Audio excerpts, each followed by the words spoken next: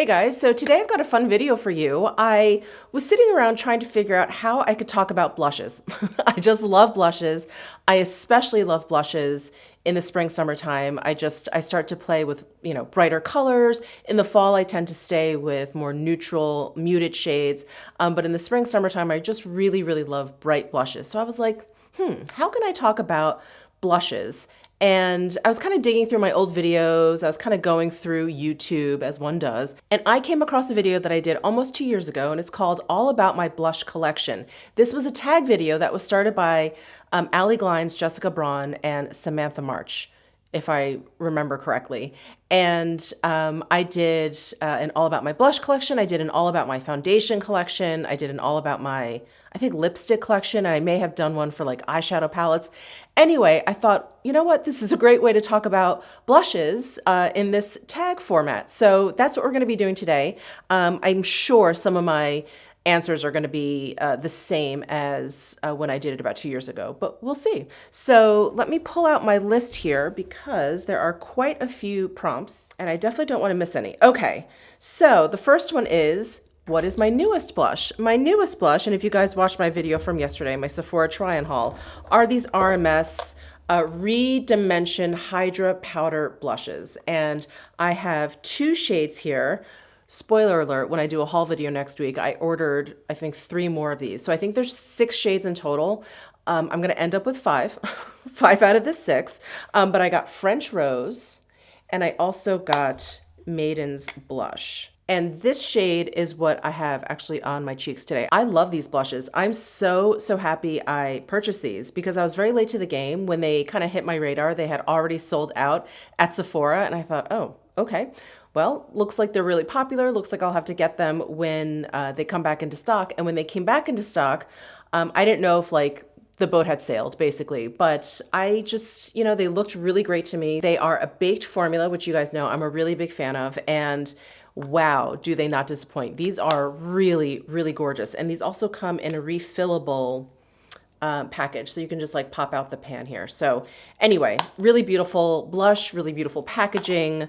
Absolutely love it. So that is my newest blush and they are a big hit. Now this next question had me really digging through my collection because I was like, wow, I really don't know. And that is my oldest blush. This is my best guess. And I purchased this before I moved to Vegas. So I think this blush is maybe around 7 years old. So this is the Charlotte Tilbury Cheek to Chic Swish and Pop Blusher in First Love. This is probably one of the first Charlotte Tilbury products I ever purchased. I think it was this and maybe the Film Star Bronze and Glow. But anyway, this is definitely one of, if not the oldest blush I have in my collection. I love it. And it actually still works fine. It's not like it behaves like it's old. It's not like it's faint or dried out or, kind of stiff in the pan. It actually works just fine. So this blush really prompted my love for neutral blushes. If you can believe, the only blushes I really purchased before this were very cool toned, like plummy mauve colored blushes. I still love those blushes, but I have, as you'll see, and if you've been watching me for the past few years, I've really gotten into very brightly colored, kind of punchy colored blushes. I don't know. I like those more now. But this really kind of ignited my love for like neutral blushes, which I do still love, and kind of tore me away from, I don't know, I guess the habit of always purchasing like a cooler toned, like plummy kind of blush. So anyway, that is the First Love blush from Charlotte Tilbury. I think that is my oldest blush in my collection. Next, we have, most expensive blush. So I think the answer to this is pretty much going to be the same as it was 2 years ago. And that is the Sicily Orchid blush. I have it in the shade Coral, number 3. And when I purchased this blush, I think it was $115, but I think it's around $135. Anyway, I'll have all of these listed down below in my description box. But I think this is now $135, which is much more expensive. I'm like just looking at my blush collection, much more expensive than most of the blushes I have, probably double the price of the other blushes that I have in my collection. So anyway, that is the most expensive blush that I have in my collection. The most affordable blush in my collection, and this was also a guess. I kind of went onto Sephora and I, searched for blushes and I sorted my list by least expensive to most expensive. And I'm pretty sure this is probably my most affordable blush in my collection. This is the LYS Higher Standard Satin Matte Cream Blush, and this is the shade Confident. And I believe this one is $14, which is a really far cry from this $135 blush. But this is a wonderful, wonderful cream blush. Let me just get a proper swatch here. So here is Confident. It is very highly pigmented. It blends out beautifully because it's like this nice balance between like kind of like a powder kind of finish to it and some emollients. So it's definitely emollient enough. You can see that you can blend it out, but there's enough staying power. And it's really gorgeous. Look at that Confident shade. It's like perfect for that sunburnt, sun-kissed kind of look. So this is the most affordable blush in my collection. And then my everyday blushes are my Westman Atelier Baby Cheeks blush sticks. I just packed these for my little staycation. My husband and I just did like a weekend here in Vegas on the Strip. And it was just like not even, didn't even think twice about it. I threw these into my makeup bag, and I have noticed maybe over the past year or so, if I'm just throwing on makeup, I really love to reach for these. They're very easy to use. I have pretty much almost all the shades at this point. So there's definitely a shade in there for whatever mood I'm in. And this is Pop It, which is my favorite shade in the line. And they're just so easy to use, which is why I think they make them my everyday blush. I can just swipe right onto my cheek and blend out quickly with my finger. I can just kind of get some onto my finger and then dab it onto my cheek. It's just like whatever mood I'm in, these just work. If I want to use a brush, I can, just swipe some onto a brush and apply it onto my cheek. Just really, really easy. And I think it is not only the beautiful color range, but the formula of these that make them very, very everyday, because they're just so easy to apply and just, like really versatile in how you want to use them. So those are my everyday blushes. Okay, and the next prompt is most colorful. Now, this is kind of a tie, but because I'm talking about one of these blushes for another category, I'm going to stick with these. So my answer would be the NARS blushes, and I pulled out the two, I guess, most colorful, most uniquely shaded blushes in the line, at least that I have. The first one is Taj Mahal. This is such a gorgeous blush. I mean, it is very, very intimidating because this is not what you would, I guess, call a traditional blush shade. But if you apply it with just like a whisper, it gives you such a lovely flush. And then there's this beautiful like golden sheen to it. It's beautiful. And it's also a lovely layering blush. If you want to add a little bit of warmth to another blush, you can add this in a very light way, just kind of like a sheer wash over. You can put this down first if you want to like warm up your cheek a little bit, and then just add another blush on top just to like, I don't know, give it a little bit more red in there. You can do that. Just really, really cool blush. So that is Taj Mahal. And then the other one, which is probably one of the most popular shades in the NARS line, is Exhibit A. And if we're talking about colorful, brightly colored blushes, nothing beats this. This is so bright, so highly pigmented. This happens to be a matte blush, and this will just give you the most incredible doll cheeks. So if you just tap it on, and this is because I have such a light skin tone that I have to be very careful with these blushes. So if I just tap a little bit of this Exhibit A on, it gives me those like doll cheeks.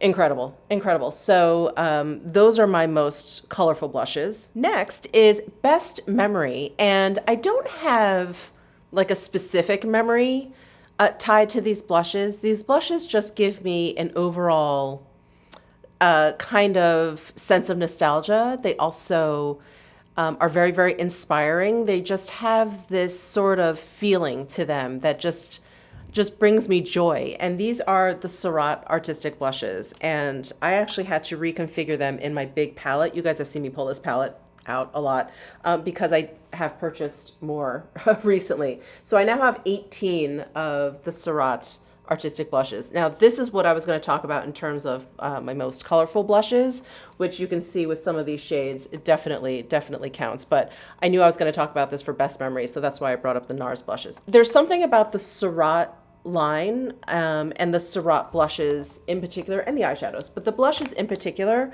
where when I was kind of getting back into makeup and, you know, starting this YouTube channel, and I had a blog beforehand, Surratt was one of those lines that I came across that I was like, wow, like, wow, what is happening here? Everything looked so beautiful. Everything applied so beautifully.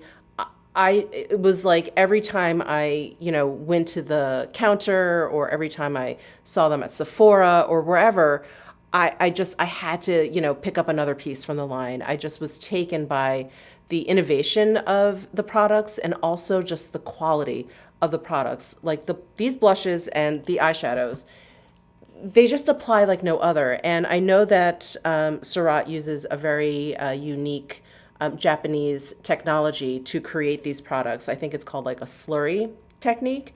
And when you use these, you know, powder type products, you can tell immediately because they go on and they just melt right onto the skin. It's almost like airbrushing with powder, if that makes sense. It's just incredible. So anyway, I just have the best memory of like discovering Surratt and it kind of igniting my love for the line and also igniting my love for makeup in general. So I just wanted to talk about these. Aren't these just so beautiful? These, I put my highlights here. I put, this is the contour shade, and then some neutral blushes that you could use for contour or bronzer. And then these are all more like the typical blushes. Aren't they stunning? They're just so beautiful. Anyway, those are the Surratt artistic blushes. Okay, and next we're going to talk about a blush that is worth the hype.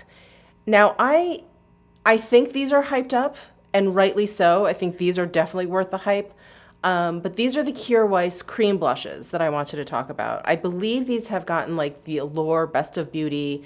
I feel like even if you're not totally, you know, acquainted with the Kjaer Weis line, you know about their cream blushes. These cream blushes are incredible. This shade is Desired Glow. This is one of the more neutral shades. There's something about this formula that just makes them incredible. The level of pigmentation is perfect. The blendability is like out of control. It's just this beautiful wash of a blush. And the longevity is incredible. They stay put all day, and there's nothing tacky about them once they set down. They're not even like terribly emollient. Like they're not like a cream to powder or anything like that. It's just perfectly formulated where it's not too emollient, it's not too dry. It sets down so it's not tacky, but it's not dry feeling at all. There's longevity. The pigmentation is there, but it's not difficult. It's not like any of the blushes. I've never experienced like, oh no, like I have too much on, you know, like wipe away, wipe away. I never, ever, ever have experienced that with the Kjaer Weis cream blushes. They're just incredible. I have at least like I have like 4 or 5 of their shades. Anyway, that is Desire Glow, one of my favorites. Beautiful neutral. Oh, and they apply like over powder, under powder. They just play well with every other like makeup product I've tried using them with. Just an impeccable formula. So they are 1000% worth the hype for sure. And then not worth the hype. Well, I don't have any of these. I have long decluttered any of these that I had, but I have the same issue, and I think they're actually very, very similar, but I have the same issue with both of these blushes. So the Clinique Cheek Pops and the Tarte blushes. What are those called? But they're very similar. They both are like baked product. And you know, I love a baked product. But there's something about these two blushes that I find really, really dull. I think they're just really dull.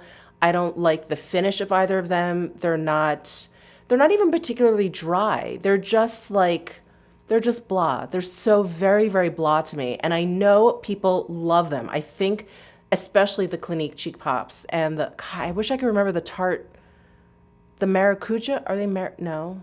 I'm like no. Tarte has so many, Park Avenue. No. Anyway, I know you guys know what I'm talking about.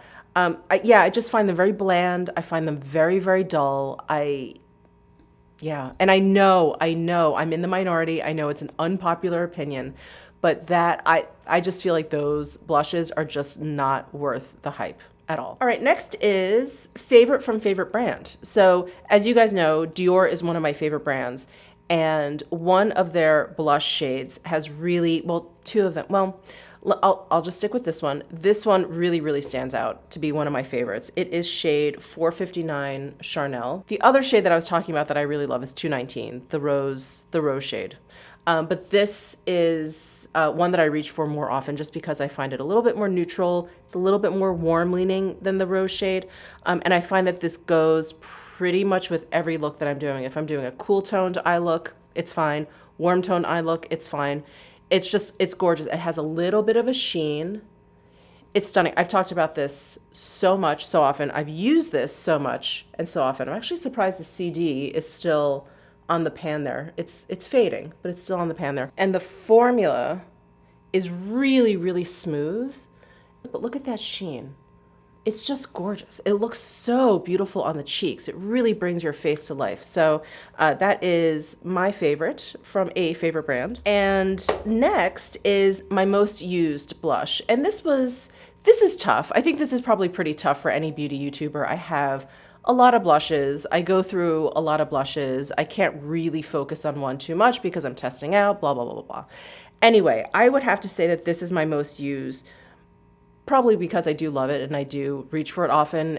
It also has been in my collection for a while, so maybe that's why it's most used as well. But this is Fresco from Laura Mercier. And this is actually fairly similar to the Charnel. Let's hold them up next to one another here. I think, yeah, the Charnel's a little bit brighter and peachier.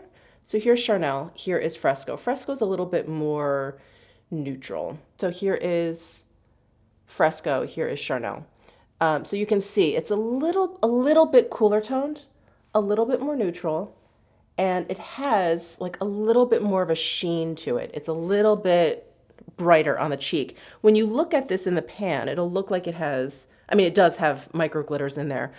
But I find when I put it, when I apply it to my face and I, kind of like brush it out, blend it out, I don't really see any of the micro glitters left on my face. So if you're not a micro glitter fan, like I'm not a micro glitter fan, I wouldn't count this one out because you see them in the pan. Just wanted to mention. But the formula is wonderful. You guys know how much I love these blush color infusions from Laura Mercier. They just have this like really hard feel in the pan, but they pick up really easily and they apply really, really beautifully. It's almost like they're this hybrid between like a baked and a pressed powder formula. But this shade I just think is wonderful. I think it would work for pretty much any skin tone. And yeah, it's just like this beautiful neutral shade, which is why I would say this is my most used blush in my collection. Okay, most underrated. Now I always kind of conflate the two between underrated and least talked about. That to me is sort of the same thing. And I never really hear people talk about these blushes, and they are really, really gorgeous. These are the Clé de Peau blush duos. So this is one duo that I have. And then the other duo I have is actually part of this face palette I have down here. And I think I dug my nail into it. But the Clé de Peau powder products, the eyeshadows and these blushes, they are so silky, soft, and smooth. And these shades that I have, so this one is a little bit more neutral. This one is a little bit of a brighter color. They're just stunning, absolutely stunning. And I love the Clé de Peau cream blushes. They just do blushes really, really well. But I think their cream blushes, I love those blushes. I think they're one of the absolute best cream blush formulas out there. I think that maybe they overshadow these powder blushes, which is why these are not really talked about. But if you, prefer a powder blush, give these a shot. They are really, really just magical. Like I said, super silky soft. They just apply like a whisper, blend out beautifully. You get basically two shades in one. They're just really, really smooth and like just divine on the cheeks. Definitely give these a shot if you have not yet. Most nostalgic blush. For me, and I'm never gonna let this go, it is the original Chanel blushes, or the Chanel blushes previous to this, whatever's existing right now. So I loved Chanel blushes. I was well on my way to collecting all of them. I was, purchasing whichever ones came up, as part of a limited edition release, whatever it was. I was like, yes, like all on board with the Chanel blushes. And then they reformulated all of them. I don't like the new ones. I just don't like them. So I actually have one shade in the old and the new, and it's the Alizane shade 260. So this is the older version, right? Beautiful, gorgeous, beautiful neutral shade. Here is the new version, and yes, they look fairly similar. So here's old, here's new. So the newer is, it's a different shade. It's deeper. It's just not quite as neutral as this. All right, so let me do some swatches to show you why I'm so nostalgic about these Chanel blushes. And just thinking about the older formula, I just get really dreamy, and I just, I keep thinking, I'm like, all right, if I just keep putting it out there, maybe Chanel will revert back to back to their previous formula, but whatever. That is wishful thinking. So here's the older Alizane. Oh, smooth to the touch, beautifully pigmented. Okay, there it is. Gorgeous. And I'm going to do the same thing in the new one. I'm going to run my finger across it, same amount of times, same amount of pressure. There's the new one. It is such a sad, sad version of the original. They're harder, they're drier. I don't like the color update to them. Yeah, they're lacking pigmentation. And when it comes to blush, I don't need anything that's overly pigmented, right? We've all decided, and none of us want to look like clowns. Great. But there's something about this new formula too that you can't even really build them up. Like it just sort of like brushes away. And I'm just not a fan. So I'm very, very nostalgic about the previous formula. It's one of those like staple products that I'm still having a hard time believing that they changed it. And not only changed it, but made it worse. Anyway, I'll move on. You guys have heard me bitch about the Chanel blushes like for years now. Last but not least, most disappointing. Now, these were the most disappointing to me. And it's not that these are horrible blushes because they're fine. It's just disappointing. And these are the Hermes blushes. I purchased all of them. I was so excited. And maybe that's my own fault, right? I got really, really excited. I worked myself up into a lather. And when I got them, I was like, oh, okay. So this is number 28. Here it is on my finger. And here it is swatched. Now, it's not just this shade. Wow, it's really faint. It's not just this shade, but I feel this way about a lot of them. They're very powdery. They're just very powdery, and they're very blah. I like a little something to my blush. If it's just a little bit of a sheen, if there's just a little bit of something, but just a straight up powdery pink, I was disappointed. Again, they're fine. They're fine. They make a fine blush. They appear, they go on nicely or whatever, but there's just nothing special about them. Almost like the Tarte and the Clinique. I mean, they're completely different blushes, but just when I think about them, I'm just like, I don't know what to say. Like, there's nothing to say. There's nothing to talk about. They're just okay.